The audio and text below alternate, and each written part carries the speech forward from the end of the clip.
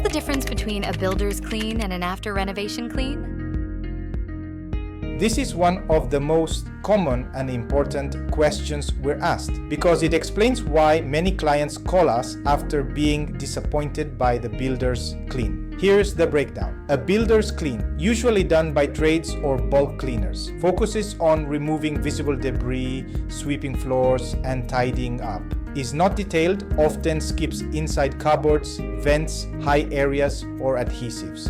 Prepares a space for handover, but not for living. A professional after renovation clean, like ours, is a deep, detailed clean performed by trained specialists. Removes dust, paint, grout, haze, glue, and builder residue. Covers all surfaces, top to bottom, including inside drawers, tracks, vents, skirtings, light fittings, and appliances. Makes the home truly move-in, ready, safe, and livable. If you want a home that's spotless, hygienic, and comfortable, not just clean looking, you need an expert post-reno clean, not just a builder's sweep.